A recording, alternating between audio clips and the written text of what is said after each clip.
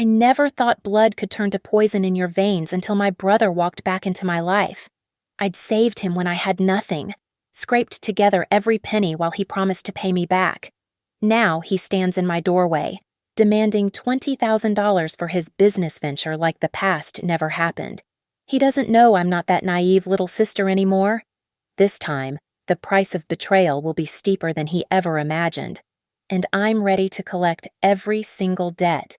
My name is Claire Monroe, and I've spent 32 years learning that family can be your greatest weakness. I live in Cleveland, Ohio, in a one-bedroom apartment that overlooks Lake Erie, working as a content coordinator at Brightline Media, a small marketing firm downtown where I've clawed my way up from intern to someone who actually matters. But none of that matters when you're the daughter who was born to clean up messes. Growing up on the east side of Cleveland, in a cramped two-story house on Quincy Avenue, I learned early that love in the Monroe household came with conditions. Dad died when I was 7, heart attack at 43, stressed from working double shifts at the Ford plant in Brook Park. Mom, Mary Ann, became a ghost of herself, juggling 3 jobs morning shifts at Giant Eagle, evening cleaning offices downtown, weekend catering gigs. She moved through life like she was underwater, except when it came to Ethan. Ethan Monroe, my older brother by 4 years, was supposed to be our golden ticket. Smart, charming, with that easy smile that made teachers give him second chances and girls forgive his lies. Mom saw him as Dad's legacy, the son who'd lift us out of poverty, who'd become the engineer or doctor or lawyer that would make all her sacrifices worth it.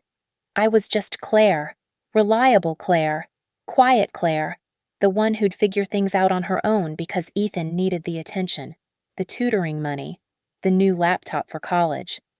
I remember being 14, saving babysitting money for months to buy a used camera for my photography class. The morning I planned to buy it, Mom took my savings jar $340 in crumpled bills and coins because Ethan needed SAT prep courses. "He's our future, Claire," she'd said, not even looking at me as she counted my money. "You understand, don't you, sweetie?" I understood. I understood when I had to drop drama club because someone needed to watch the neighbor's kids while Mom worked and Ethan went to basketball practice. I understood when my college fund, what little existed, got drained for Ethan's freshman year at Ohio State because his partial scholarship wasn't enough. I understood when I graduated high school with honors and nobody came to the ceremony because Ethan had a college interview that same day, 2 hours away. The pattern was set in stone. Ethan would dream big and fail bigger, and I would catch the pieces. When he got caught cheating on his finals sophomore year, I wrote the appeal letter that got him academic probation instead of expulsion. When he totaled his car, driving drunk junior year, thank God no one was hurt. I emptied my checking account for the lawyer who got him community service instead of jail time. When he dropped out senior year to pursue entrepreneurship, I was the one who faced Mom's tears, who held her while she sobbed about where she went wrong, while Ethan was already onto his next scheme in Columbus. Each time, he'd hug me afterward, that boyish grin spreading across his face. "You're the best, Claire Bear," he'd say, using that childhood nickname like a key to unlock my wallet and my resolve. "I'm gonna make it up to you, I swear. When I make it big, you'll be right there with me." I believed him. God help me. I believed him every single time, even when the promises started sounding rehearsed, even when his business opportunities began looking more like pyramid schemes and gambling disguised as investments, even when friends warned me to stop enabling him. I couldn't shake the image of my big brother teaching me to ride a bike, staying up with me when I had nightmares, punching Tommy Garrett in the face for calling me ugly in 5th grade. But that was before the $12,000. That was before he looked me in the eye and promised on Dad's grave that he'd pay me back within a year. That was before he disappeared for 5 years, leaving me drowning in debt while he played entrepreneur in whatever city would have him. Now I'm 32, and I've built my life without him, brick by careful brick. My apartment isn't much, but it's mine. My job isn't glamorous, but I'm good at it. I have savings again, real savings, not just money waiting to be stolen for Ethan's next disaster. I have friends who know me as Claire, not as Ethan's sister or Ethan's safety net. I thought I was free. I thought I'd finally cut the cord that tied me to my family's dysfunction. But trauma has a way of finding you, especially when it shares your DNA and knows exactly which buttons to push. The $12,000, even now, 7 years later. I can tell you exactly how I scraped together every penny of it. I was 25, fresh out of college, working 3 jobs like Mom used to freelance writing at night, barista at Starbucks in the morning, weekend shifts at Target. My student loans were crushing me. $38,000 in debt for a communications degree that everyone said was worthless. I lived on ramen and peanut butter sandwiches, wore the same 3 outfits to work, walked 40 minutes each way to save on bus fare. Ethan showed up at my studio apartment on a Tuesday night in March. I remember because I was editing articles until 2 in the morning, surviving on instant coffee that tasted like burnt rubber. He looked good new clothes, fresh haircut. That confidence that always made you want to believe in whatever he was selling. He'd been in Chicago, he said, working with some tech guys on a revolutionary app that would change how people ordered food. It's like Uber meets DoorDash meets artificial intelligence, he explained, spreading papers across my tiny kitchen table. We're about to close Series A funding, but I need to maintain my equity stake. $12,000, Claire. That's all I need to keep my 30%. I laughed, actually laughed in his face. Ethan, I eat cereal for dinner 3 nights a week. Where would I get $12,000? But he had an answer for everything. He showed me projections, contracts with investor signatures, emails from venture capitalists. He promised me $25,000 back within a year, more than double my investment. He'd calculated it all out. I could take a personal loan, pay it back with the returns, and still have enough left to clear half my student debt. I know I've let you down before, he said, and for once, his voice cracked with what seemed like genuine emotion. But this is different. This is real. Claire, let me finally be the brother who takes care of you for once. He stayed until 4 in the morning, wearing me down with spreadsheets and promises. He even cried actual tears talking about how he wanted to make Dad proud, how he wanted to prove Mom's faith in him wasn't misplaced. He wrote it all down on a legal pad. I, Ethan Monroe, promise to repay Claire Monroe $12,000 plus $13,000 interest by March 31st, next year. He signed it, dated it, even added Dad's birthday at the bottom like some kind of sacred seal. I took out the loan the next week, 12% interest rate because my credit was mediocre, but I figured it would be worth it when Ethan paid me back. I transferred the money to his account on March 15th at 3:47 p.m. I know the exact time because I screenshot the confirmation, some part of me already knowing I'd need evidence. For 3 months, Ethan sent updates. The app was in beta testing. They were negotiating with major restaurants. A celebrity chef was interested in partnering. Then the messages got sporadic. Technical delays. Investor pulled out, but another was interested. Minor legal issues. Nothing serious. By July, his phone was disconnected. By August, his email bounced back. By September, I hired a private investigator with money I didn't have, only to learn Ethan had never registered any company in Chicago. The address he'd given me was a vacant office building. The loan payments ate me alive.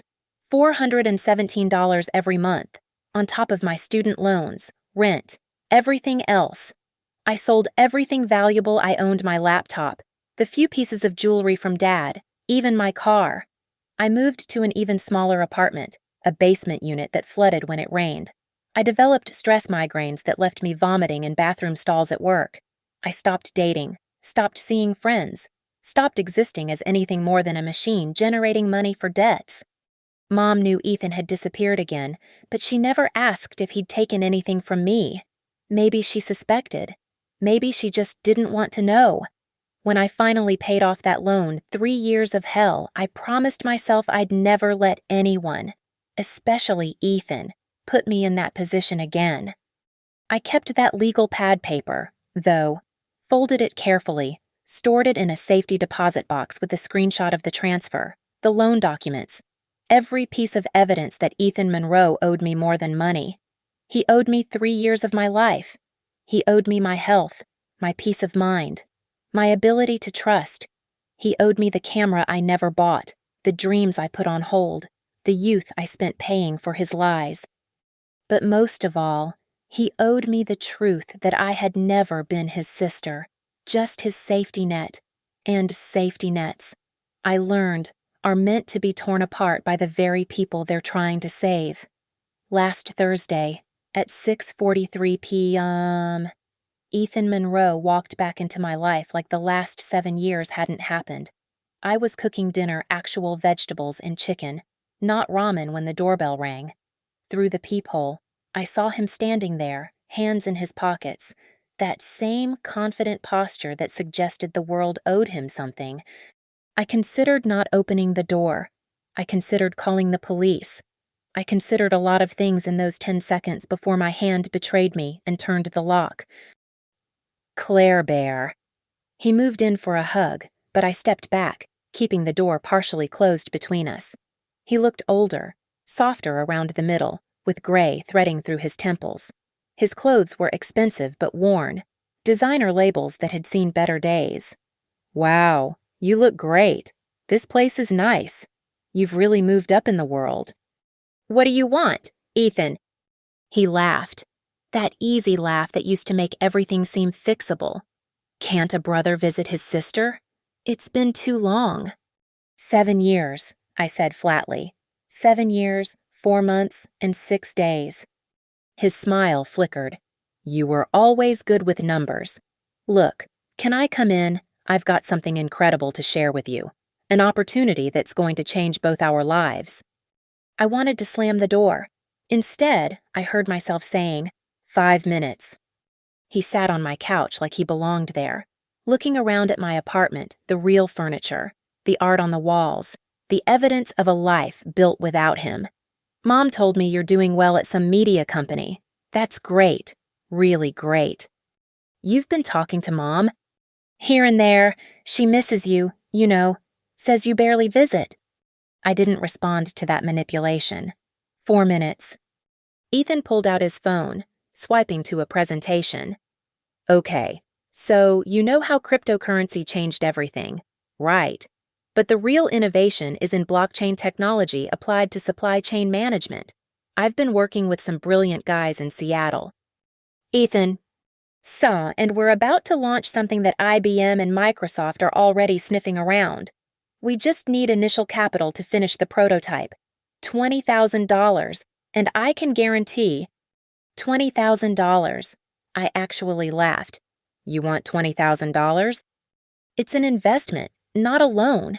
You'd be a founding partner. Within 18 months, that $20K could be worth $200,000, maybe more. He pulled out papers, glossy brochures with tech jargon and impressive graphs. He had a whole pitch prepared, complete with market analysis and projected returns. For 15 minutes, I let him go over his 5. He painted a picture of success, wealth, freedom from corporate drudgery. This is it. Claire, he said, leaning forward with that intensity that used to convince me of anything. This is the one that's going to make everything right. I know I've made mistakes, but I've learned from them. I'm 40 years old. I can't keep starting over. With your help, we can both win this time. What about the $12,000 you already owe me? He blinked, as if genuinely surprised. What, $12,000?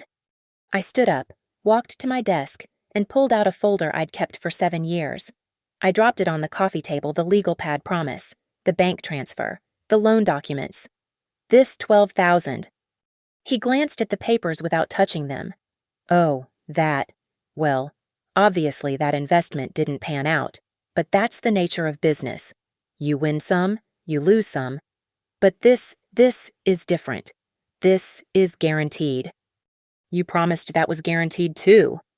Claire, come on. That was years ago. We were both young and naive. I'm talking about real opportunity here. Mom thinks it's a great idea. She said you have savings now, that you could afford to help family. Mom said that she wants us to be close again. She's not getting younger. You know, she has health issues. Is Mom sick? He hesitated, just a beat too long. Not sick, exactly. Just, you know, getting older. The point is, families should support each other. And when this pays off, I'll pay you back everything. The old 12, the new 20, plus interest. Hell, I'll buy you a house. He stood up, spreading his arms like he was already celebrating. Think about it no more working for someone else. No more counting pennies. We could take care of Mom properly. Maybe travel. Like Dad always wanted to. Remember how he used to talk about seeing the Grand Canyon? The manipulation was so transparent it was almost insulting. But what really got me was his casual dismissal of the debt, as if those 3 years of my life were just a minor inconvenience, a small bump in his entrepreneurial journey. I need an answer by Monday, he said, heading for the door.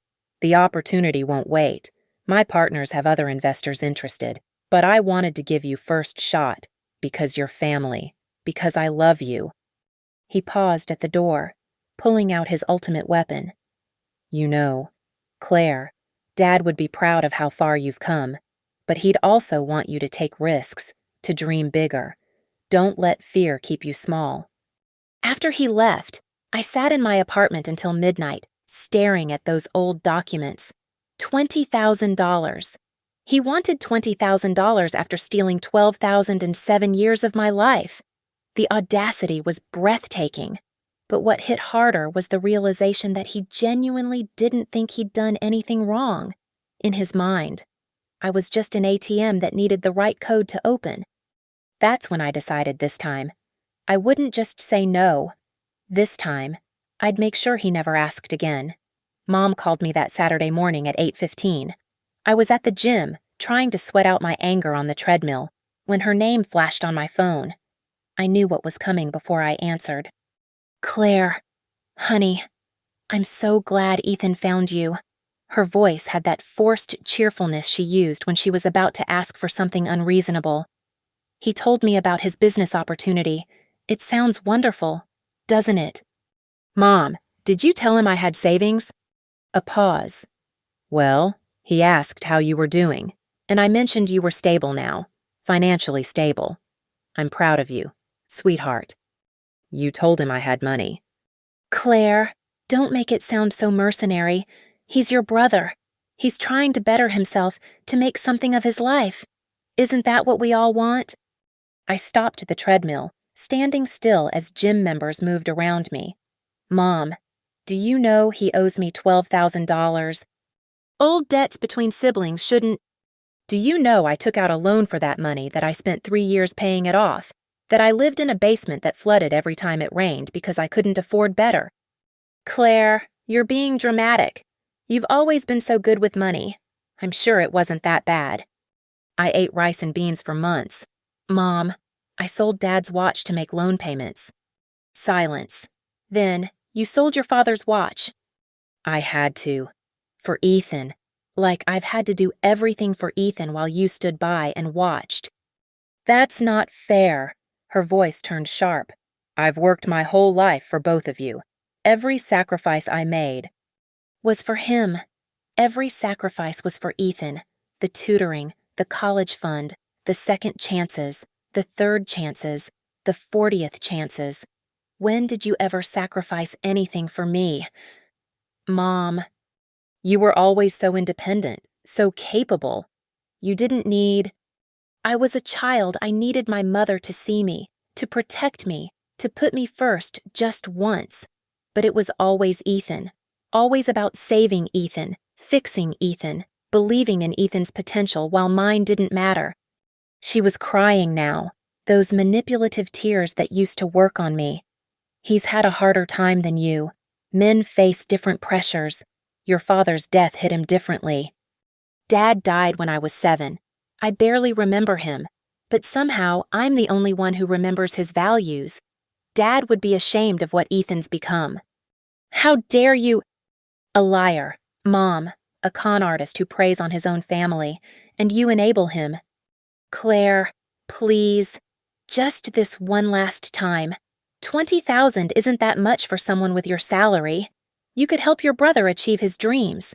Imagine how proud that would make me, seeing my children support each other. His dreams. What about my dreams? Mom, the ones I gave up to pay for his mistakes. You have a good job, a nice apartment. You've achieved your dreams. That's when it hit me she really believed that. In her mind, my small, stable life was all I deserved, all I was capable of wanting. But Ethan, despite his failures and lies and betrayals, deserved endless chances at greatness. He's staying with me, she continued. He's been here for 2 weeks. Claire, he looks so tired, so defeated. He keeps talking about this being his last shot. I'm worried about him. You're worried about him. He's 40 years old. Mom, when do you stop worrying about him and start holding him accountable? Family doesn't give up on each other. Your father would want. Stop! Stop using Dad as a weapon. Dad worked himself to death trying to provide for us, and you've spent the last 25 years throwing his sacrifice away on Ethan's schemes. If you don't help him, I will. My blood went cold. What do you mean? I have my retirement savings. It's not much, but... Mom, no. You're 68 years old. You can't... Then help your brother. Help our family. Don't be selfish. Claire. Selfish. After everything, I was the selfish one. I need to think about it. I lied. He needs an answer by Monday. Please, Claire. For me. For our family. Don't let pride destroy what little we have left. After she hung up, I sat in my car in the gym parking lot, shaking with rage. She would give him her retirement. She would choose poverty in her old age rather than admit her golden child was a parasite.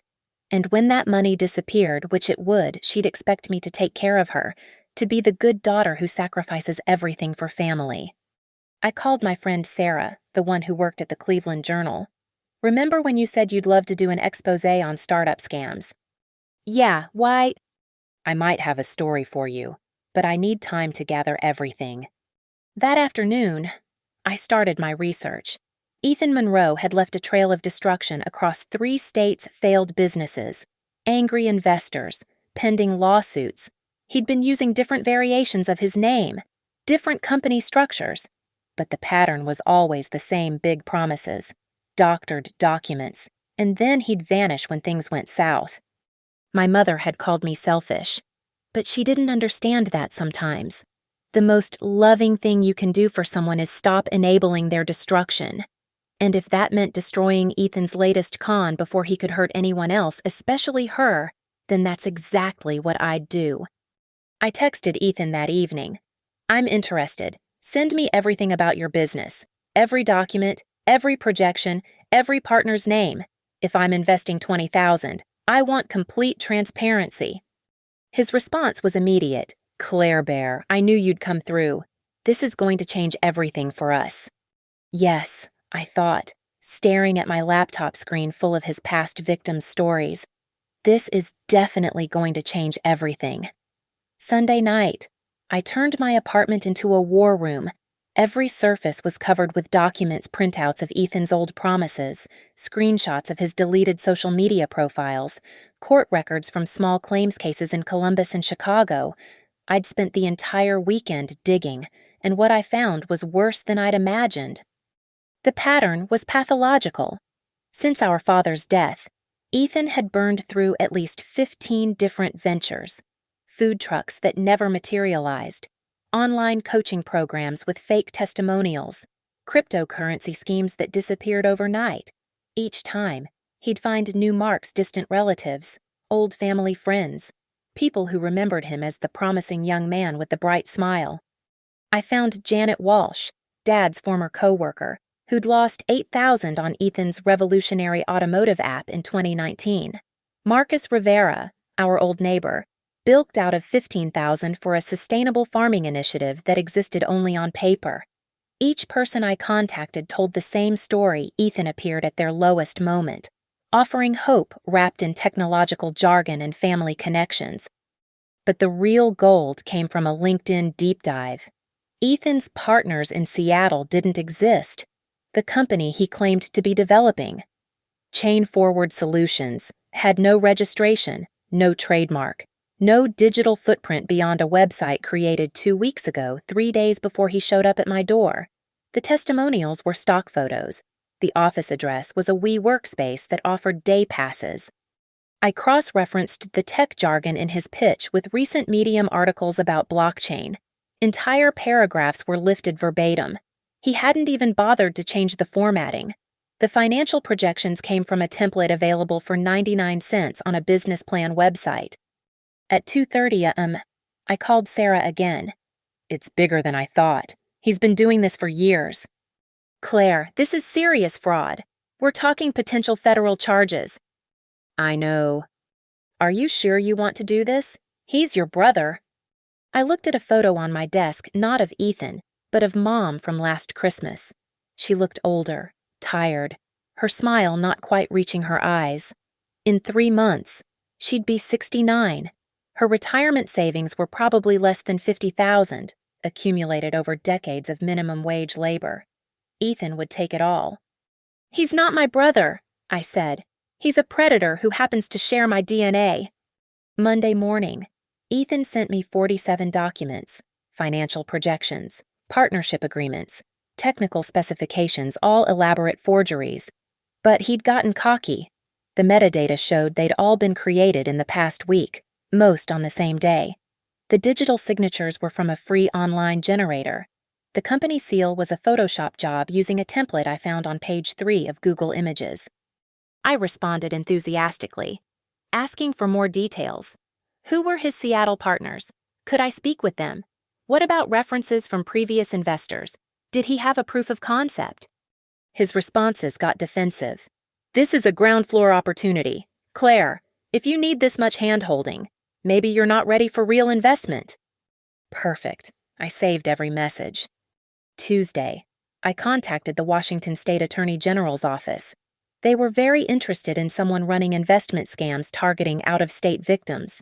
The investigator I spoke with, Detective Raymond Chen, mentioned they'd been tracking similar schemes. "We've seen an uptick in family-targeted fraud," he explained. "Perpetrators know family members are less likely to report, more likely to give second chances. Your documentation is incredibly thorough." Wednesday, I met with a forensic accountant friend who helped me trace Ethan's financial history, credit reports, bankruptcy filings, gambling debts. The paper trail painted a picture of someone who'd been spiraling for years. He owed money to 3 casinos in Ohio, 2 in Indiana. His ex-girlfriend had a restraining order against him for financial harassment. The gambling was the missing piece. Every failed business, every stolen investment, it all fed his addiction. Mom's potential retirement funds wouldn't launch a startup. They'd disappear into poker tables and sports betting apps. Thursday morning, I gave Ethan my answer. "I'm in, but I want to do this properly. Let's meet at Mom's house on Saturday. Bring all your documentation. I'll have a contract drawn up, professional investment terms, equity breakdown, everything official." "Claire Bear, you don't need all that formal stuff between family. 20,000 requires formality. Ethan, if this is as legitimate as you say, paperwork protects both of us." He agreed, reluctantly. "Fine. Saturday at noon. Mom will be thrilled we're working together." That afternoon, I compiled everything into a comprehensive package: the fraud evidence, the forged documents, the testimonies from previous victims, the pattern of deception spanning 7 years. Sarah and I went through it piece by piece, verifying every claim, confirming every source. "This is going to destroy him," she said. "No," I corrected. "He destroyed himself. I'm just making sure he can't destroy anyone else." Friday night, I couldn't sleep. I kept thinking about the boy who taught me to ride a bike, who shared his Halloween candy, who told me ghost stories during thunderstorms. That boy had died somewhere along the way, replaced by someone I didn't recognize, someone who saw family as nothing more than ATM machines with emotional passwords. I pulled out the legal pad where he'd promised to repay the $12,000. His handwriting looked so confident, so certain. At the bottom, he'd written Dad's birthday 10/14/73 like a sacred promise. But even that was a lie. Dad's birthday was October 12th, not the 14th. Ethan couldn't even get that right. The evidence was ready. The journalist was ready. The authorities were ready. All that remained was the final act looking him in the eye as his house of cards collapsed. Part of me felt guilty. Most of me felt relieved. This ended Saturday. One way or another, Friday evening, I put the final pieces in place. I called Ethan with enthusiasm that made me sick to perform. "I've been thinking about your proposal all week," I said, injecting excitement into my voice. "This could be exactly what I need to break out of corporate life. But I want to do this right: professional investment agreement, equity documents, everything official and legal." "Claire, you're overthinking." 20,000 is serious money. Ethan, I've actually talked to a lawyer friend who specializes in startup investments. He's drawn up a standard partnership contract. All completely routine, just protects both our interests. I could hear him swallowing his irritation. "Sure, whatever makes you comfortable." "Great, and I've invited a few people who might be interested in investing too. My colleague from Brightline Media has capital he's looking to place, and my friend from the Journal covers tech startups. She's always looking for the next big story." "The Journal. I don't know if I want media attention yet." "Don't be modest. This is going to be huge, right? Besides, she's coming as a potential investor, not a reporter. Though if this takes off like you say, the publicity would be incredible for the company." He hesitated. "How many people are we talking about?" "Just 3 or 4. Smart money, Ethan. People who understand innovation. They're excited to hear your pitch." "I guess that could work. More investors mean faster growth." "Exactly. And Mom will be so proud, seeing you present to real investors, seeing me support you. It'll be like a family celebration of your success." "Yeah," he said, warming to the idea. "Yeah, this is perfect. Mom's been stressed about money lately. This will show her everything's about to change." After hanging up, I sent Sarah the final details. She'd be there with a photographer, though he'd stay outside initially. I contacted Detective Lisa Morgan from the Cleveland Police Department's fraud division. She'd be parked nearby, waiting for my signal. The state attorney's office was prepared to freeze any accounts Ethan had the moment fraud was confirmed. I also called Marcus Rivera and Janet Walsh, Dad's old friend who'd been scammed. They wanted to be there, to face him. I warned them it would be emotional, but they insisted. "Your father was a good man," Janet said. "He'd want us to stop Ethan from hurting anyone else." Saturday morning, I dressed carefully.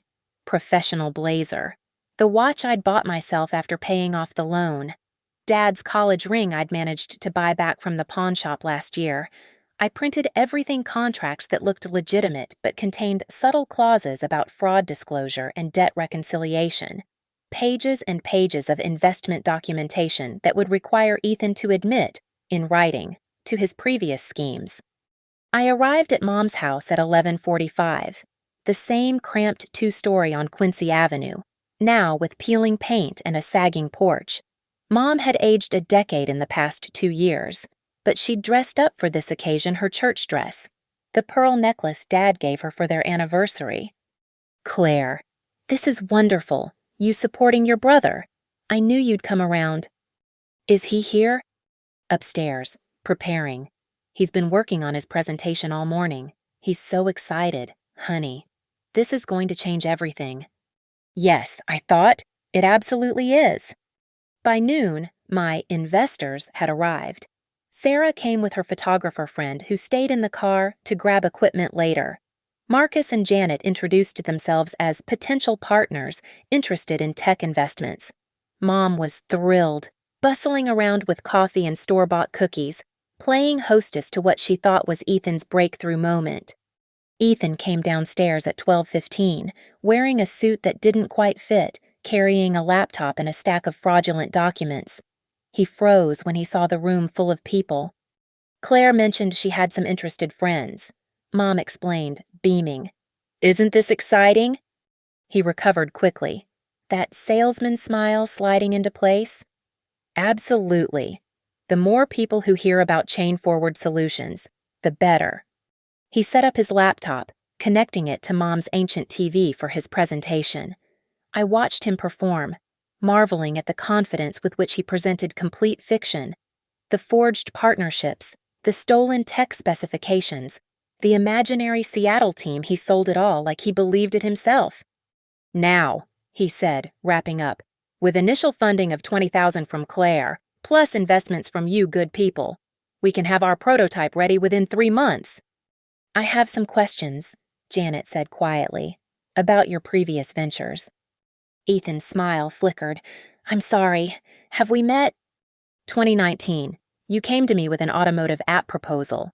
I invested $8,000. The room went silent. Mom looked confused. "Janet, what are you talking about?" Marcus stood up. 2020. Sustainable Farming Initiative. $15,000. You disappeared when I asked for documentation. "I think there's been a misunderstanding," Ethan started. Sarah pulled out her recorder. "Mr. Monroe, I'm Sarah Patterson from the Cleveland Journal. I'd like to ask you about Chain Forward Solutions. Our investigation shows this company doesn't exist. The website was created 2 weeks ago. Your Seattle partners are fictitious. Would you care to comment?" Ethan's face went white. He looked at me, and in that moment, he knew. "Claire, what is this?" I stood up, pulling out my folder. "This is accountability, Ethan. 7 years late, but here nonetheless." I spread the documents on Mom's coffee table. Forged signatures, fake companies. 15 victims we've found so far, probably more. And this, I held up his old promise note. $12,000 you stole from me when I could barely afford food. You said you wanted to invest. I lied, just like you've been lying to everyone for years. The difference is, my lie is going to stop you from destroying any more lives. Mom sank into her chair. "Ethan, tell them this isn't true." But he couldn't. His elaborate construction was collapsing, and everyone could see it.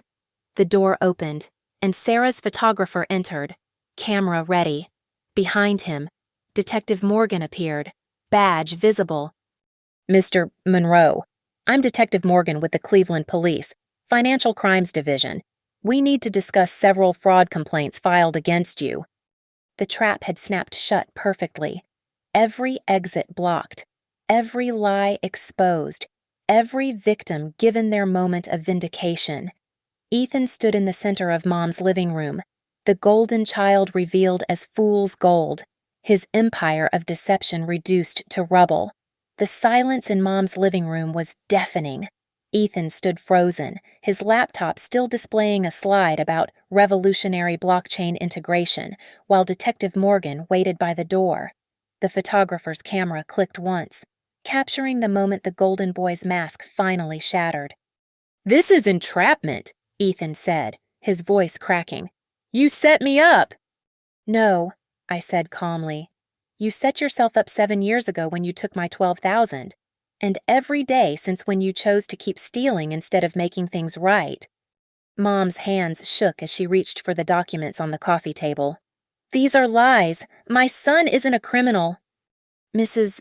Monroe," Janet said gently, "I have bank records, emails. He told me his company would help me retire early. Instead, I had to push back retirement by 3 years." Marcus pulled out his phone. "I recorded our conversations. Ethan, want to hear yourself promising that my kids' college funds would triple in 6 months?" Sarah's fingers flew across her tablet. "The article is going live in 10 minutes. The Family Con, How Serial Scammer Ethan Monroe Preyed on Trust and Blood Ties. We've interviewed 11 victims so far." 11. Ethan's confident facade crumbled entirely. "Claire, please. You don't understand. I have debts. Serious debts. People who will hurt me if I don't pay." "Gambling debts," I said. "We know. 3 casinos in Ohio, 2 in Indiana, sports betting apps, online poker. That's where every stolen dollar went, isn't it?" Mom gasped.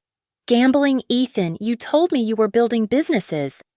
I tried, but I needed capital, and the cards were supposed to—" He stopped, realizing how pathetic he sounded. Detective Morgan stepped forward.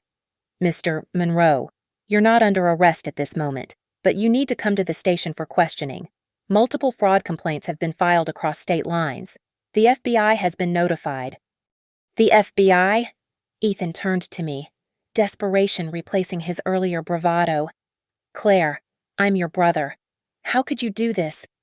"How could I?" I laughed, but there was no humor in it. "How could you look me in the eye and take my last dollar when I was eating expired food to survive? How could you disappear for 7 years without a word while I destroyed my health paying off your debt? How could you walk back in here demanding $20,000 more like you deserved it?" Sarah's phone buzzed. "The article's live. It's already getting shared. The comments section is filling with more victims coming forward." Ethan grabbed his laptop, shoving papers into his bag with shaking hands. "I need to leave. You need to face consequences," Detective Morgan said. "For once in your life." Mom stood up suddenly, her face flushed. "Get out! Everyone! Get out of my house!" "Mom," I started. "You brought strangers here to humiliate your brother. You brought police to my home. You're destroying our family." "He destroyed our family," I shot back. "Every time he stole, lied, disappeared, every time you made excuses, enabled him, chose him over me. The family was destroyed long before today." Janet and Marcus quietly headed for the door, but not before Janet squeezed my shoulder. "Your father would be proud of you for standing up." Sarah packed up her equipment. "Claire, we'll need a follow-up interview. The response is already massive." She showed me her phone hundreds of shares already, comments from people recognizing Ethan's schemes in other cities. Ethan stood by the door, Detective Morgan beside him. For the first time in my life, he looked small, deflated, ordinary. The charm was gone, the confidence evaporated. He was just a 40-year-old man in an ill-fitting suit who'd run out of people to con. "The 12,000, I said, my voice cutting through the chaos. "You still owe me $12,000. He laughed bitterly. "You just destroyed my life over $12,000. "No, you destroyed your life lying, stealing, and betraying everyone who loved you. I just made sure everyone knows exactly who you are." Mom was crying now, ugly sobs that shook her whole body. "My boy, my poor boy." "Your poor boy is a serial fraudster," Sarah said, not unkindly. "Ma'am, you might want to check your own accounts. In our investigation, we found patterns suggesting he may have accessed family members' financial information." Mom's sobs stopped abruptly. She looked at Ethan with something I'd never seen before, doubt. "My retirement account," she whispered. "You helped me set up online banking last month." Ethan couldn't meet her eyes. "Oh my God, Ethan, did you—" "I was going to pay it back. This investment would have covered everything." The last illusion shattered. Mom sank back into her chair, looking every one of her 68 years. "Get out," she said quietly. "Get out of my house." Detective Morgan guided Ethan outside. Through the window, I watched him being placed in the back of an unmarked car, not arrested yet, but the beginning of the end. Neighbors had gathered on their porches, phones out, recording everything. By evening, Ethan Monroe would be infamous in Cleveland. Sarah's photographer got one last shot Ethan in the police car. Mom's house with its peeling paint in the background. The American dream perverted into American greed. "The story's already been picked up by national outlets," Sarah told me. "This is going to be huge. Claire, you're brave for doing this." But standing in my childhood home, watching my mother stare at nothing while her favorite child was driven away to face justice, I didn't feel brave. I felt empty. Necessary evils don't feel like victories. "Claire," Mom said without looking at me, "you got what you wanted. He's ruined. Are you happy now?" "No," I said honestly, "but I'm free, and so are you, if you'd only see it." I gathered my documents. My evidence of 7 years of pain condensed into a manila folder. The house felt smaller than ever, suffocating with the weight of all our family's failures and betrayals. As I reached the door, I turned back one last time. He still owes me $12,000, but I'm not holding my breath anymore. I walked out of my mother's house at 1:47 p.m. on that Saturday afternoon, knowing I'd never return. The door closed behind me with a finality that echoed through my bones. Outside, the neighborhood was buzzing phones recording, whispers spreading like wildfire through the community that had watched the Monroe family's slow destruction for decades. My phone was already exploding. Sarah's article had gone viral within an hour. Cleveland man's investment scam exposed by sister was trending locally. The comments section was a flood of recognition, more victims, more stories, more lives Ethan had destroyed with his promises and charm. Each notification was vindication that I'd done the right thing, even if it felt like I'd cut out my own heart. By 3 o'clock, I was back in my apartment, sitting in silence. The war room of documents was still spread across my surfaces, but the war was over. I'd won, if you could call this winning. Ethan was at the police station. Mom wasn't answering her phone. The family I'd tried so hard to save had finally collapsed under the weight of its own lies. Detective Morgan called at 5:22 p.m. Your brother is being formally charged with wire fraud, investment fraud, and identity theft. He accessed your mother's retirement account, took $30,000 over the past month.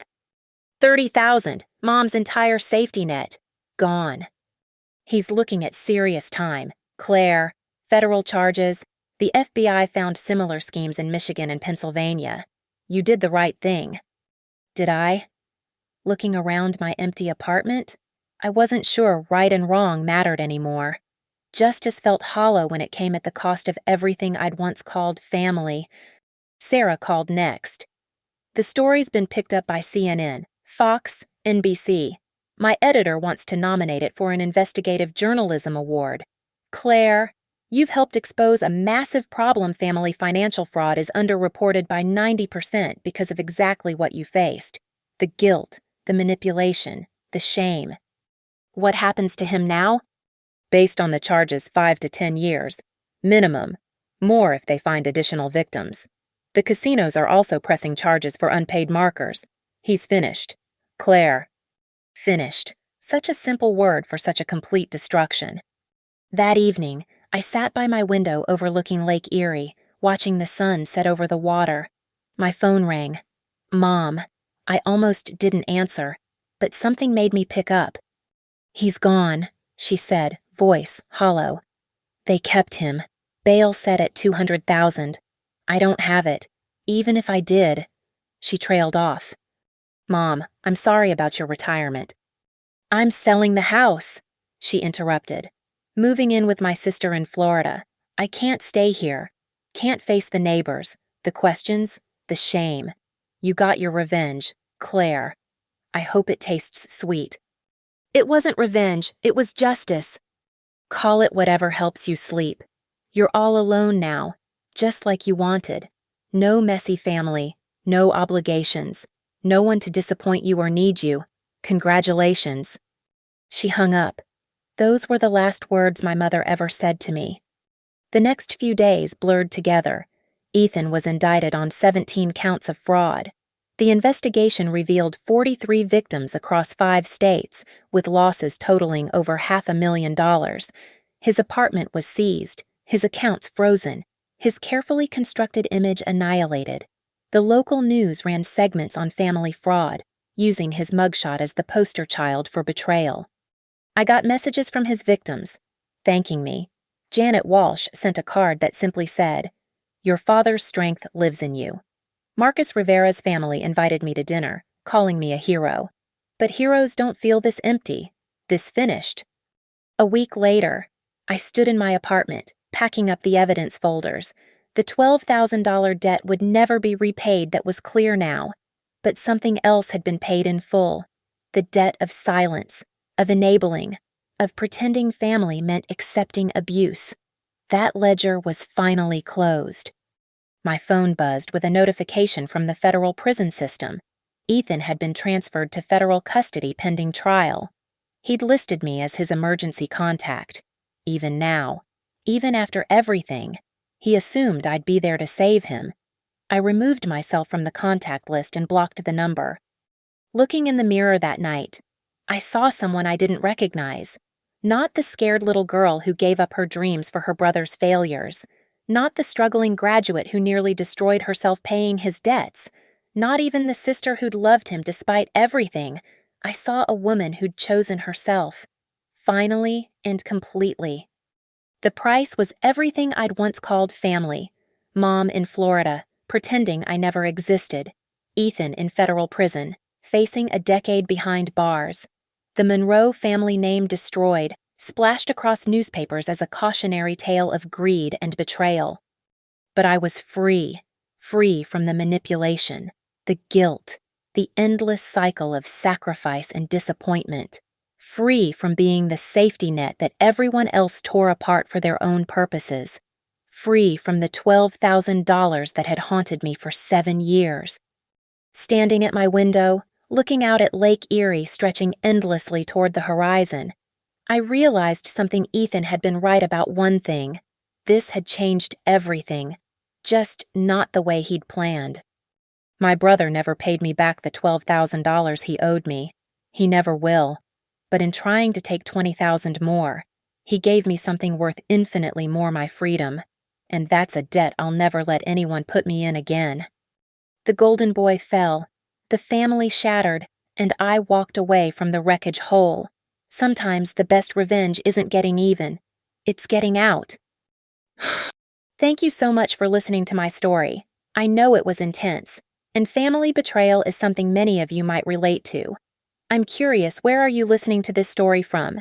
Please leave a comment below and let me know what country or city you're in. I love connecting with listeners from around the world. If this story resonated with you, please subscribe to the channel and share your own thoughts about family, boundaries, and standing up for yourself. Have you ever had to choose between family loyalty and your own well-being? Let's discuss in the comments below.